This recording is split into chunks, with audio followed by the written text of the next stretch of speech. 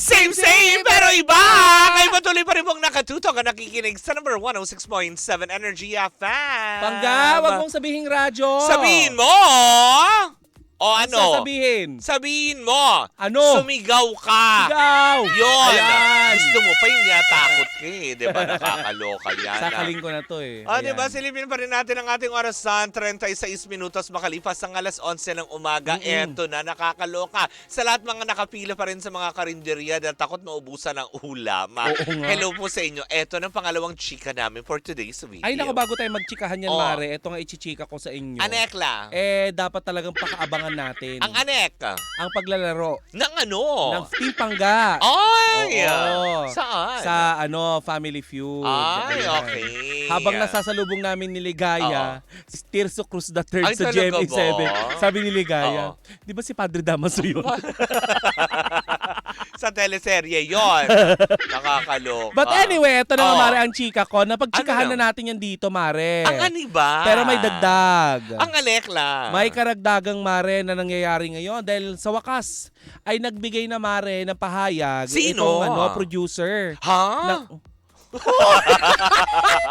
Hindi ka stinger for today's video.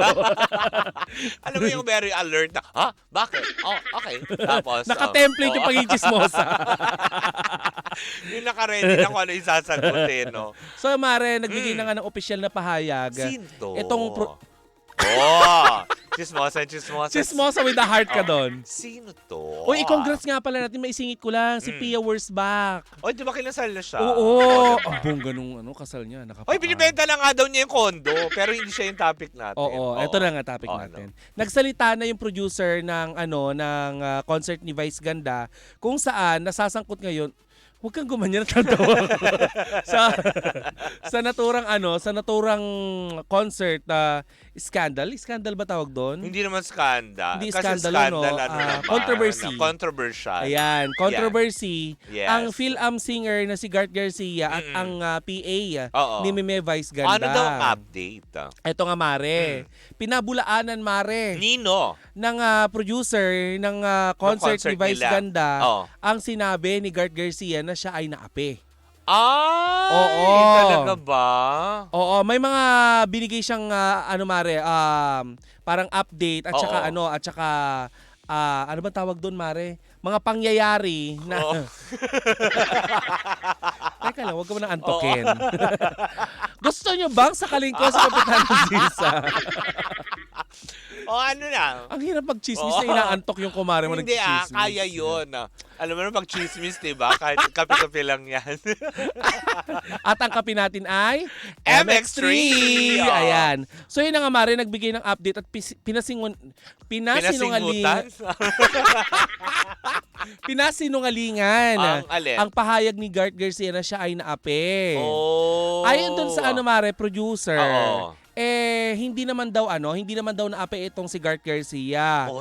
Ang sabi pa nga dito ay hindi talaga siya tinataga na Na artist. special guest. Oo. Okay. Kasi ang special guest talaga Oo. nila noon ay si Darren Espanto. Oo. Parang front act lang daw ang ibinigay na na tag sa kanila. Okay, mga front actors. Oo. Ganon. At ang chika, Mare, Oo. hindi naman talaga daw binayaran ng TF daw itong si Garth Garcia. So wala. Wala. Producer mismo nagsabi. Oo, 10% daw ang Oo. ang inilabas or ibinigay lang. Oo. 'Di ba kasi 'di ba pinagtitinda sila ng ticket. Oo. 10% lang ng pinagbentahan ng ticket ang mapupunta sa kanila pero hindi yung TF. Ano? Parang lang porsyento nila sa pagbebenta. Donation?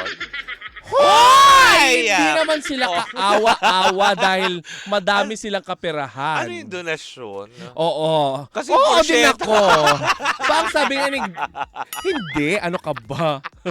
Kita nila yon. Okay. Dahil nagtinda sila ng ticket, may kita sila doon. Pero hindi sila tinatagmari nga na na special guest. Oo. Bagkos ay tinatag nga silang front act lang. Ngayon, Oo. Mare, hindi naman natin sa... Hindi ba kasi pag front act ka, considered ka din as guest? Oo, Diba? pero Ba't Mare, ang ganun? pagkakaiba nito, 'di ba, doon sa inilabas ni Garth Garcia na Oo. na chika. Mm. Itong si Meme Vice Ganda, 'di ba? Sige, wag mo pigilin yung hikab mo. Paano 'yon? Wag mo kasi akong pansinin. Hepe, pakilapit niyo yung camera kay Tumigil. Sisa para tumigil siya sa kakahikab. So, yun nga. So, ang chika nga, Mare. Sumasanib sa akin si Ganda Cara. Huwag Oo ka nga mag-alala. So, gandang sisa ka Oo. na. So, yun na nga, Mare. Teka, hindi ako Kasi naman, tinitignan mo ako. Huwag mo na ako tignan. So, ang chika nga, Mare, Oo. di ba nga pinaalis sila ng pinaalis sila ng Nung ni Vice parang- Ganda, ng PA ni Vice Ganda, Okay. parang binugaw sila daw na parang langaw. Pero supposedly daw, Mare, ang sabi nung Oo. producer, Oo. hindi naman talaga dapat daw sila kasama Oo. doon sa Entourage. after party. Oo. Kasi Mare, ang kasama lang daw doon sa inihandang pagkain sa Yung artist. Main artist. Yung at guest saka yung artist. backup dancer, Oo. at saka yung si MC at Lassie, at Pero saka iba pang Mare, band member. Kasi kung kasama sila MC, sila Lassie, full production yun, ibig sabihin. Oo, Front act is part of the the production. production. So bakit kinawawa pa din sila? 'Di ba? Yun nga yung nakakapagtaka, Mare, kasi kahit Pasensya na Mari kasi gumagawa din tayo ng events. Oo. At alam natin yung mga terminologies ng kung ano pagkain ng main actor Oo. or main act. pagkain ng buong production. Production. 'Di ba? When you say production, nandiyan ang main star, guest artist, andyan ang Oo. floor director mo, Yes. yung musical director, dancers, Yes. musician, 'di ba? Oo. Runner mo kasama diyan. Oo. 'Di ba? Mapa-guest artist, mapa-front act, considered artist pa din kasi nag-perform sila. Eto nga, Mare, ang nakakaloka nito, Mare, si Oo. Oliver Carnine, Oo. isa siyang manunulat din Oo. sa US, na Oo. nakabase sa US ngayon, Oo. ang naglabas ng pahayag ng producer ng show ni Meme Vice Ganda, ng katatapos lang na show ni Meme Vice Ganda, Mm-mm. which is na-involve Oo. nga itong si Garth Garcia Oo. at saka yung PA. Ooh. Ngayon, Mare, ang nakakaloka dito, kasi Mare, nakausap natin Oo. ng through social media Oo. itong si Garth Garcia, at sinabi niya na itong si Oliver Carnine, Oo. siya ding nagsabi sa kanya at winarningan siya na medyo maldita nga daw Sino? yung PA ni Meme Vice Oh, Ganda. hindi ba dapat bilang producer sila yung nagsasaway doon? At saka 'di ba dapat, Mare, pinoprotektahan nila either maliit or malaki yung Artist. artist. Diba? Inimbitahan nyo pa din yan. Oo. Kasi hodang, alam mo yon, binigyan nyo ng, alam mo yan, porsyento sa ticket selling. Mm-mm. Inimbitahan nyo pa din. Oo. May obligasyon kayong binigay sa kanila, na commit nila, so sana pinakitaan ng pagiging, alam mo yun, makatao. Alam mo, Mare, hanggang ngayon, ang hinihintay lang naman daw nitong si Garth Garcia, ayon sa mga post niya, Oo. sa pagkabasa ng mga netizen Oo. at sa parang pinatutungkulan ng kanyang Sentimiento. kanyang sentimiento, naghihintay na lang naman siya ng parang paghingi ng tawad. Akala ko ng oras. Ay, hindi! Uy, yung pogi nito si Garth Garcia. Ayun. Akala ko ng oras. Alam mo, sinabi pa ni Garth, Mare, na Oo. wala naman daw siyang kahit anong asim Oo. kay Meme Vice Ganda, or wala siyang kahit Oo. anong issue. Doon Oo. lang talaga daw sa produksyon. At saka lalo na doon sa sa PA ni Oo, Meme. device. Actually, may mga iba nga daw, ganyan. Yung mga entourage. May Actually, kilala ka? dito lang sa dito lang sa ilang mga napagsoshowan ng buong entourage ni Meme. Si Meme walang problema eh. Oo. Yung entourage ang madalas Yung na mga parang bakla, tipong feeling pa nila mas, alam mo yun, hierarchy pa sila. Oo. Pero Mare, ang chika ng mga netizen ngayon, Oo. hindi naman daw si kikilos itong Oo. si PA ng Oo. ganun or aakto ng ganun kung hindi alam ni Meme Vice Hindi. Ganda. Hindi ako sorry ha. Oo. In fairness naman to Vice Ganda, never niyang tinolerate yung ganon. Kasi, di ba nga, ayaw niya nga na nababash Oo. siya. Oo.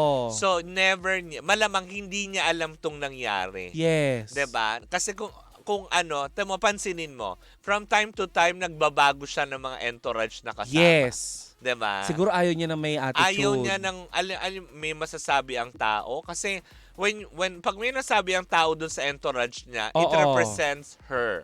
Yes. It represents the name Vice Ganda. Oo. And ayaw ni Vice Ganda na nadadawit sa mga ganyan. So, doon naman, Mari, sa aspeto na yun na, let's give naman the benefit of the doubt kay Meme Kay Meme. Vice. Kasi talaga, yun nga, gaya ng sinabi ko, may mga series of friends ako who organize events in Makati, in Malabon, in na naiimbitahan siya. Ang reklamo lagi, may mga entourage sang, alam mo yon, iba ang ugali. Hindi yung artista. Yes. Kaya wag natin pukulin. Yes. Diba? Mare, eto ang pangalan nga pala ng production house na naghawak ng concert nito si Meme ay Amor You Production. Oh. Which is ang may-ari si Amor You. Siya yung nagbigay ng pahayag doon sa ginawang concert. Yung may kalaban Vice ni Claudia. Amor Power yun, Mare. Yan. na ganito yung buhok. So, Malusog na amor. Kaloka. Ano sa kikilala mo si Claudia Buenavista? Oo. Ay, nako. So yun na nga, Mare. Hanggang ngayon, Mare, ay mainit pa rin yung palitan ng ng balitaktakan. Hindi, pero siguro tama naman na. Total naman dito kay Garrett, no? Kay Garrett, no? You already aired your side. Oo. Hayaan mo na lang din kasi hindi titigil din yung tao. 'Di ba? Kasi one way or another, laging may babato pa rin sa'yo dyan. And correct. The more na sinasagot mo, the more na mas lumalaki. 'Di ba? So, ang sabi pa nga ng mga netizen, kasi binabash itong si Gart, Oo. na kesyo daw sumasabit siya sa kasikatan ni Meme, gusto daw mapansin. Hindi niya kailangan magpapansin. Nasa Amerika siya, dollars ang kinikita niya. Oo. Diba? At saka, Mare, ha, in fairness to him, nakikita naman sa social media niya Oo. na marami siyang show, series of show sa US. O, diba? Kasama nga niya ngayon sila Jaya at saka si JR. Oh, diba, sa yung show. mga nasa Amerika na, diba? Oo. Nakakaloka. Nakakaloka. Wag niyo siyang, hindi niya kailangan rumida Oo. sa peso ang kinikita. Mas makaingitan natin siya kasi mahal ang palitan ngayon, 55. Oo. At saka tigilan na natin yung patutsadahan. Oo, wala naman din. Alam mo, naghihintay na nga lang naman daw itong si Gart ng ng paghingi ng tawad. O, diba? Wala naman siyang hinihingi na kahit ano. O, at least kahit papaano, diba? Saan man lang din, maturuan na lang. Kung sino man ang nagkamali, no? Correct ka. Kung meron man. Diba? Tsaka isa pa dapat, yung pagka, alam mo yon, sana man lang, magkaroon man lang din ng courage to speak, lalong-lalo na yung mga organizers. Na sabihan nyo, kasi kayo yung nagpo-produce ng show. Diba? Yung artista nyo, binabayaran nyo. So, kailangan, pag may ganong complaints, dapat nandun kayo kagad. Hindi yung tipong bigla magte-take sides kayo. Oo. Diba? Naku, let the people decide kung sino talaga ang nagkamali sa na to. Truth. Aspeto na to. Anyways, diba? Na nakakaloka. Diyan po muna ang nagtatapos ang ating chikahan for today's video. Bukas po magkarinig ang magkapanooran naman pumuli tayo para sa isang matigabong chikahan na daladala ng dalawang bakla. Yes. Ako po si Kapitana Sisa. At ako naman po, ang nagmumukhang Amor Power. Amor Power Interruption. Wow! Meral ko. Kuryente. Tita Meral. Tita Meryl. Meral ko. Ay, ako po ang inyo, Tita Cora. At kami pa rin ang Baklitas! At tuloy-tuloy pa rin po ang ating tugtugan habang nandito na si Carita. Woohoo! Diba? Siyempre, dito po lamang yan sa number 106.7 Energy FM. Panggap, huwag mong sabihin radyo. Sabihin mo!